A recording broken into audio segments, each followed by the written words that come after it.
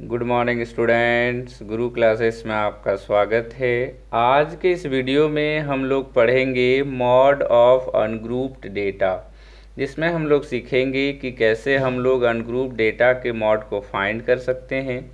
सबसे पहले हम लोग जानते हैं कि मॉड क्या होता है, उसके बाद हम लोग मॉड के रिलेटेड प्रॉब्लम को सॉल्व करेंगे।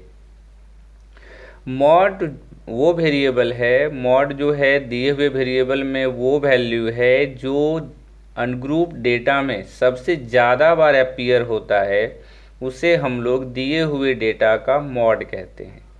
मॉड मीन्स सबसे ज़्यादा टाइम्स जो अपीयर होगा, जो सबसे ज़्यादा टाइम्स आएगा दिए हुए ऑब्जर्वेशन में, उसी ऑब्जर्वेशन को हम लोग मॉड कहते हैं। अब हम लोग आज के प्रॉब्लम को सॉल्व करते हैं और समझते हैं कि कैसे हम लोग अनग्रुप डेटा के मॉड को फाइंड करते हैं।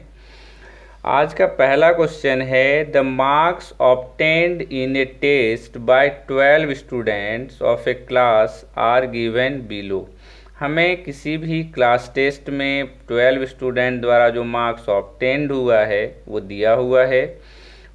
37, 23, 16, 19, 34, 23, 5, 27, 36, 23, 20 एंड 38। ये सारे मार्क्स दिए हुए हैं जो किसी भी क्लास में 12 स्टूडेंट्स के द्वारा ऑब्टेन किया गया है। हमें क्या करना है, मॉडल मार्क्स फाइंड करना, मतलब हमें मॉड फाइंड करना है इस दिए हुए मार्क्स का जो 12 स्टूडेंट्स के द्वारा ऑब्टेन्ड हुआ है।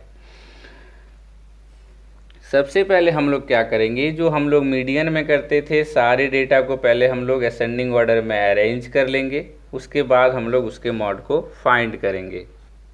तो हम लोग पहले लिखेंगे ऑन अरेंजिंग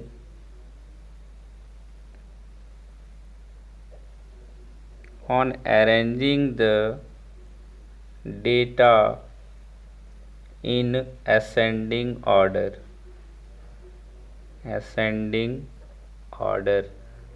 जब दिए हुए डेटा को हम लोग असेंडिंग ऑर्डर में अरेंज करेंगे तो क्या होगा, पहले हमारा हो जाएगा 5 के बाद हमारा जो दूसरा डेटा होगा वो होगा 16 के बाद हो जाएगा 19 के बाद होगा 20 के बाद हमारा जो डेटा होगा 20 के बाद 23,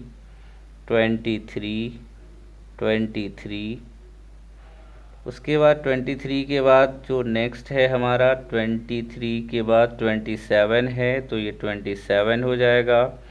27 के बाद 34 है, तुम लोग 34 लिख सकते हैं। 34 के बाद 37 हो जाएगा और 36 होगा, 36 के बाद 37 और लास्ट जो हमारा होगा 38 हो जाएगा। तो हम लोग देखते हैं कितना हमारे पास डेटा है, 1 2 3 4 5 6 7 8 9 10 11 12। तो हमारे पास जो दिया हुआ जो मार्क्स था वो 12 स्टूडेंट्स का था। तो हम लोगों ने जब इसको अरेंज किया तो हमें मिला 5, 16, 19, 20, 23, 23, 23, 27, 34, 36, 37 एंड 38। अब मैंने आपको जैसे बताया कि जो ऑब्जर्वेशन सबसे ज़्यादा टाइम्स रिपीट करता है दिए हुए डेटा में, वो हमारा मॉड होता है। तो यहाँ पे आप देखें 23 जो है सबसे ज़्यादा टाइम्स रिपीट हुआ है, तो हमारा मॉड क्या हो जाएगा, मॉड इक्वल टू 23 हो जाएगा। उम्मीद करते हैं आपको ये प्रॉब्लम समझ में आया होगा कि हम लोग कैसे अनग्रुप डेटा के मॉड को फाइंड करते हैं। बहुत ही सिंपल मेथड है। अगर आपको ये सिंपली ओरिजिनल फॉर्म में दिया हुआ है तो, अगर यही अनग्रुप डेटा को अगर आपको टेबुलर फॉर्म में दे दिया जाएगा तो आप इस प्रोसेस से सॉल्व नहीं कर पाएंगे। उसके लिए क्या करना होगा, उसके लिए क्या करना है, एक फार्मूला है जिसे हम लोग एम्पिरिकल फार्मूला कहते हैं, उसका यूज करना पड़ता है। अगर हमें जो है अनग्रुप डेटा को टेबुलर फॉर्म में दे दिया जाता है तो उसके मॉड को फाइंड करने के लिए हमें एम्पिरिकल फार्मूला का यूज करना होता है। तो सबसे पहले हम लोग जानेंगे एम्पिरिकल फार्मूला क्या होता है। तो एम्पिरिकल फार्मूला जो होता है उसमें mode equal to 3 into median minus 2 into mean होता है। इसका मतलब ये हुआ कि हमें मॉड फाइंड करने के लिए वो डेटा जो हमारे अनग्रुप्ड हैं, अनग्रुप्ड के साथ साथ अगर वो टेबुलर फॉर्म में दिए हुए हैं तो उस डेटा का मॉड फाइंड करने के लिए पहले उस डेटा का हमको मीडियन फाइंड करना होगा, फिर उस डेटा का हमको मीन फाइंड करना होगा, उसके बाद हम लोग इस फॉर्मूला का यूज करके उस डेटा का मॉड फाइंड कर सकेंगे। उम्मीद करते हैं आपको ये फॉर्मूला समझ आया होगा, क्योंकि हम लोग जब अभी जो नेक्स्ट क्वेश्चन हम लोग सॉल्व करेंगे वो टेबुलर फॉर्म में दिया हुआ डेटा है और उस डेटा का हमको क्या करना है, मॉड फाइंड करना है। तो उसके लिए पहले हमको मीडियन फाइंड करना होगा, फिर मीन फाइंड करना होगा, उसके बाद ही हम लोग उस डेटा का मॉड फाइंड कर पाएंगे। अब हम लोग जो है प्रॉब्लम की ओर चलते हैं और समझते हैं कि कैसे हम लोग एम्पिरिकल फार्मूला का यूज कर सकते हैं मॉड फाइंड करने के लिए। तो हम लोग प्रॉब्लम की ओर चलते हैं। इस वीडियो का दूसरा क्वेश्चन है the ages of the employees of a company are given below. हमें जो है किसी भी कंपनी के एम्प्लॉयज का एज दिया हुआ है जो अनग्रुप डेटा के फॉर्म में है, क्योंकि इसमें जो ऑब्जर्वेशन हैं वो ग्रुप्स में या फिर क्लासेस में नहीं दिए हुए हैं। तो मैंने अभी आपको इस वीडियो में बताया कि अगर अनग्रुप डेटा हमारा टेबुलर फॉर्म में होता है तो उसके मॉडल एज को फाइंड करने के लिए, उसके मॉड को फाइंड करने के लिए पहले हमें उस डेटा का मीन फाइंड करना होगा, फिर मीडियन फाइंड करना होगा, उसके बाद हम लोग एम्पिरिकल फार्मूला से उसके मॉड को फाइंड कर सकते हैं। तो पहले हम लोग इसका मीन और मीडियन फाइंड करेंगे। तो सबसे पहले हम लोग यहाँ पे लिख लेते हैं एज जो हमें दिया हुआ है, फ्रीक्वेंसी भी हमें दिया हुआ है एफ, ये हमारा फ्रीक्वेंसी है एफ, एज हमारा एक्स हो गया। मीन फाइंड करने के लिए हम लोग पढ़े थे अनग्रुप डेटा के मीन को कैसे फाइंड करना है, हम लोग पढ़ चुके हैं। उसके लिए हमें क्या करना होता है, एफ इंटू एक्स फाइंड करना होता है। और हम लोग जब मीडियन फाइंड करेंगे तो हमें फ्रीक्वेंसी के साथ साथ हमको क्यूमुलेटिव फ्रीक्वेंसी भी फाइंड करना है। हम लोग एक ही टेबल से मीन और मीडियन दोनों फाइंड कर लेंगे। एज हमें दिया हुआ है 19, 21, 23, 25, 27, 29 और 31। ये हमारा एजेज है। जो हमारे जो एम्प्लॉयज़ हैं कंपनी के, वो सारे एम्प्लॉयज़ का जो एज है वो 19, 20, 21, 23, 25, 27, 29 एंड 31 दिया हुआ है। और 19 जिसका एज है उसमें टोटल नंबर ऑफ पर्सन 13 हैं।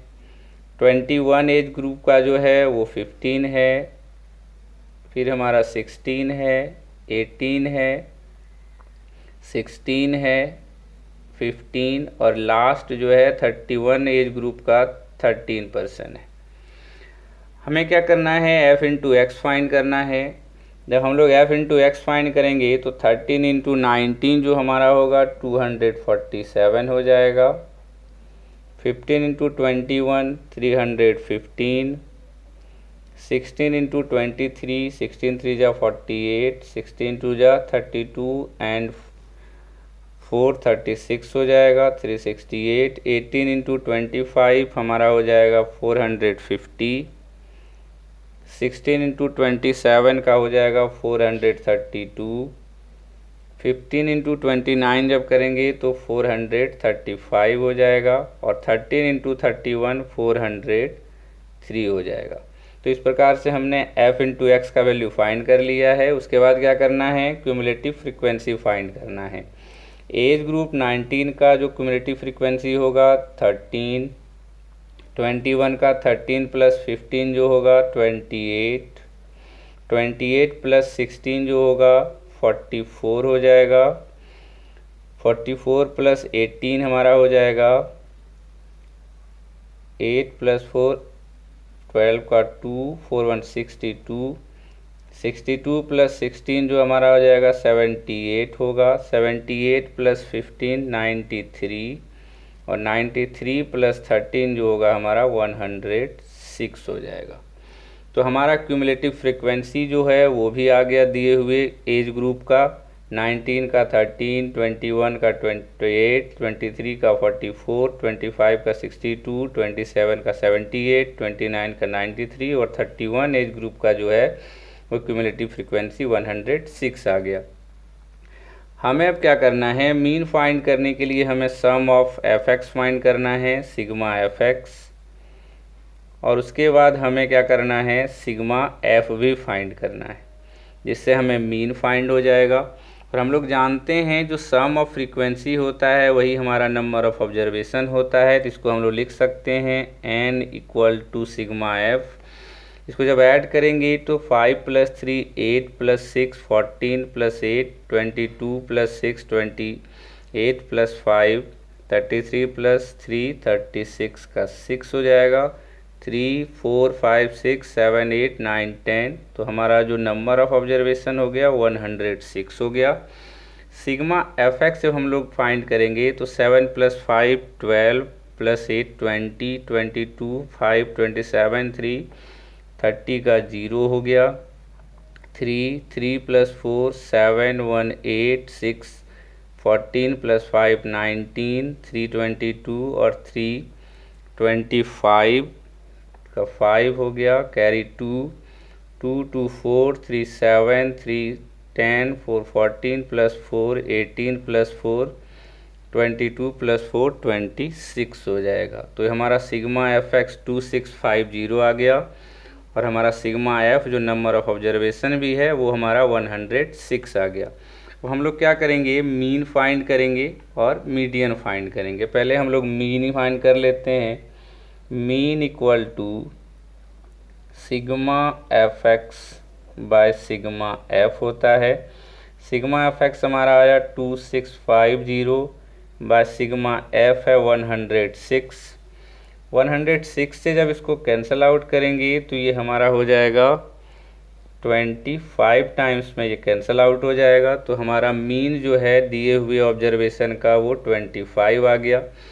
अब हमें क्या करना है, मीडियन फाइंड करना है। मीडियन के लिए हम लोग क्या करते थे, पहले नंबर ऑफ ऑब्जर्वेशन देखते थे। तो हमारा नंबर ऑफ ऑब्जर्वेशन कितना है 106, n इक्वल टू 106। और मीडियन में हमें ये भी देखना होता था कि हमारा जो नंबर ऑफ ऑब्जर्वेशन है वो इवन है या ऑड है। तो यहाँ पे जो नंबर ऑफ ऑब्जर्वेशन है हमारा वो इवन है, तो हमारा मीडियन जो होगा, median equal to n/2 th term plus n/2 plus 1th term by 2 होगा। n का value 106/2 plus 106/2 plus 1th bye 2। 106/2 जो होगा 53rd टर्म हो जाएगा, प्लस 53 + 1 54th टर्म होगा बाय 2। हमें अब क्या करना है, 53rd टर्म का वैल्यू फाइंड करना है और 54th टर्म का वैल्यू फाइंड करना है। तो यहाँ पे हम लोग देखें 1 से लेके 13 तक का वैल्यू 19 में होगा। 13 मीन्स 14 से 28 का वैल्यू 21 में होगा। 29 से 44 तक का जो हमारा मीन्स टर्म होगा वो 23 में होगा। और 45 से 62 हमारा 25 एज ग्रुप में होगा। तो 45 से 62 के बीच में ही हमारा 53rd टर्म 54th टर्म आता है। इट मीन्स हमारा जो वैल्यू होगा 53rd टर्म का वो 25 होगा, और 54th टर्म का वैल्यू भी 25 होगा। तो हम लोग लिख सकते हैं 25 + 25/2 इक्वल टू 50/2, कैंसिल आउट होके 25 आ जाएगा। इस प्रकार से हमने मीन भी फाइंड कर लिया 25 और मीडियन भी फाइंड कर लिया 25। हमें क्या करना है, मॉड फाइंड करना है। लिखेंगे using empirical formula, using empirical formula mode equal to 3 median minus 2 mean. 3 into median 25 है, माइनस 2 इंटू मीन भी 25 है, equal to 75 minus 50 equal to 25। तो ये हमारा रिक्वायर्ड मॉड आ गया दिए हुए अनग्रुप डेटा का जो हमें दिया हुआ था। तो हमारा जो मॉडल एज आ गया एम्प्लॉयज़ का जो हमें दिए हुए डेटा थे उसके अकॉर्डिंग वो हमारा 25 ईयर्स आ गया। तो हम लोग लिख सकते हैं hence modal age equal to 25 years. उम्मीद करते हैं आपको ये प्रॉब्लम भी समझ में आया होगा। अब हम लोग आज के वीडियो के अंतिम क्वेश्चन की ओर चलते हैं। आज के वीडियो का अंतिम क्वेश्चन है, if the median of 5 observation is 20 and mod is 25, find the mean of given observation. यहाँ पे क्या है, मैंने नंबर ऑफ ऑब्जर्वेशन 5 लिख दिया है। कभी कभी क्या होता है कि आपको नंबर ऑफ ऑब्जर्वेशन मेंशन नहीं होता है, आपको सिर्फ मीडियन दिया होगा, मॉड दिया होगा, मीन निकालने बोलेगा, मीन दे देगा, मॉड दे देगा, मीडियन निकालने बोलेगा, या फिर मीडियन दे देगा, मीन देगा और मॉड निकालना होगा। तो इस केस में आपको क्या है, कोई डेटा तो दिया हुआ है नहीं और आपको डायरेक्ट इसका वैल्यू फाइंड करना है। तो उस केस में आपको एम्पिरिकल फार्मूला का यूज करना होगा। तो पहले हम लोग गिवन लिख लेते हैं, गिवन मीडियन इक्वल टू हमारा 20 है, मॉड इक्वल टू 25 है। हमें क्या करना है, मीन फाइंड करना है। तो लिखेंगे using empirical formula, empirical formula mode equal to 3 median minus 2 mean. Mode हमारा दिया हुआ है 25 है, equal to 3 median 3 into 20 minus 2 mean, 2 into mean हमें फाइंड करना है। तो मीन हम लोग लिख लिए। नेक्स्ट स्टेप में क्या होगा, 25 इक्वल टू 23 या 60 minus 2 into mean. Next step में होगा 25 प्लस 60 है तो minus 60 equal to minus 2 mean. 25 minus 60 minus 35 हो जाएगा equal to minus 2 mean. Minus minus cancel out, therefore mean equal to हो जाएगा 35/2 इक्वल टू 17.5। ये हमारा रिक्वायर्ड मीन आ गया। उम्मीद करते हैं आपको ये जो क्वेश्चन है वो समझ में आया होगा। आज का जितना भी क्वेश्चन मैंने बताया जो मॉड ऑफ अनग्रुप डेटा का था, उम्मीद करते हैं आपको सारा प्रॉब्लम समझ में आ गया होगा। अगर आपको आज का ये वीडियो पसंद आया हो तो आप वीडियो को लाइक ज़रूर करें और हमारे चैनल को भी सब्सक्राइब करें। आज के इस वीडियो के लिए बस इतना ही। धन्यवाद।